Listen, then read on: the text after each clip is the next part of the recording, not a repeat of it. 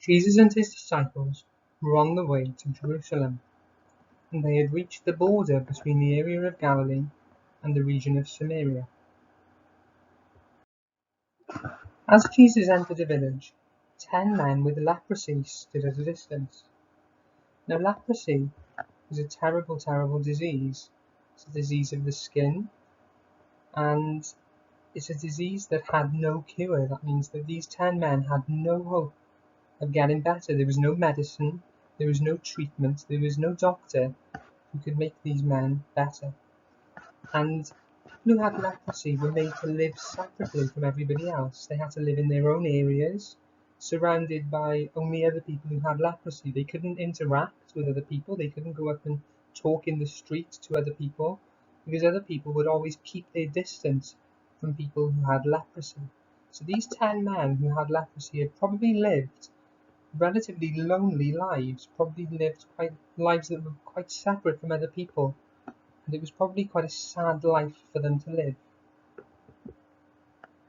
When they saw Jesus, they cried out to him, "Jesus, have mercy on us." That means, "Jesus, don't treat us as we deserve." And they had probably been treated by other people through their whole life with distance, and people turning their back on them, and people not wanting anything to do with them. So when they said, "Jesus, have mercy on us," they were saying, "Please, Jesus, don't treat us like that. Don't treat us as we deserve." Jesus looked at them and said, "Go and show yourselves to the priests." Now in those days, in Israel, the local priest was the person who checked people to see whether they had leprosy. So what Jesus was telling them to do was to go to the priest to be checked for their leprosy. As they were on their way, they were completely cleansed of their leprosy. Their leprosy left them. It was completely taken away, and their disease was absolutely healed. So by the time these men reached the priest, there was no leprosy left. For the first time in their lives, these men no longer had the terrible disease that they had had before. One of the men, a Samaritan man, noticed that he was healed, looked down at his hands, looked down at his skin, and realized that this disease of leprosy had left him. At once he came back, running to Jesus and shouting, praising God. When he reached Jesus, he fell on the ground in front of Jesus' feet and said, "Jesus, thank you. Thank you for what you have done for me."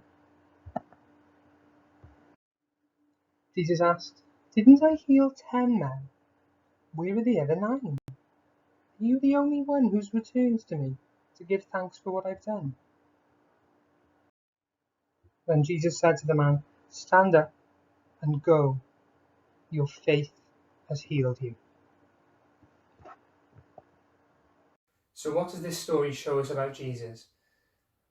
Well, this one man and the other 9 who were with him all had a disease called leprosy, which was a terrible disease. And Jesus healed them. Jesus completely made them better and took away this disease. Jesus has power over disease. Jesus is in control of disease. That's the first thing that we need to remember from this story. Just like we learned a couple of weeks ago that Jesus is in control of sickness and has power over sickness. Now, like we learned a couple of weeks ago, that doesn't mean that we won't get ill. It doesn't mean that we won't catch diseases. Those things could happen.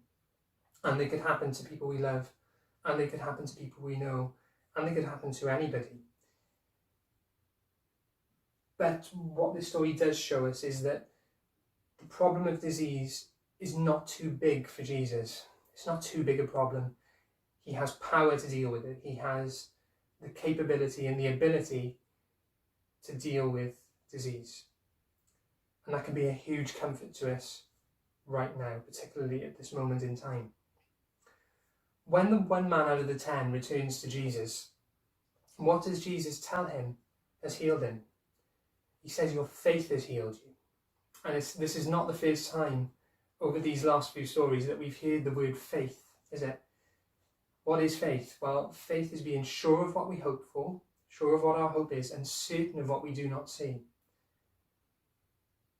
And just like a couple of weeks ago, Jesus highlighted the centurion's faith, tonight in this story he says that this man's faith has healed him. Now you and I might not have leprosy like this man and the other 9 with him had, but you and I have an even bigger problem than leprosy. Rewind to last week's story. There's a paralysed man. He's lying on a mat and he's never ever walked in his life.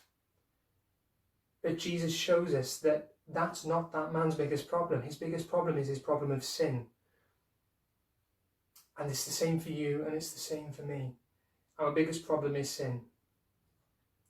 If we have faith in the Lord Jesus Christ, if we believe on him, trust in who he is, and trust in what he can do for us, then he can forgive us for our sin. He can deal with our problem of sin, just like he dealt with this man's problem of leprosy.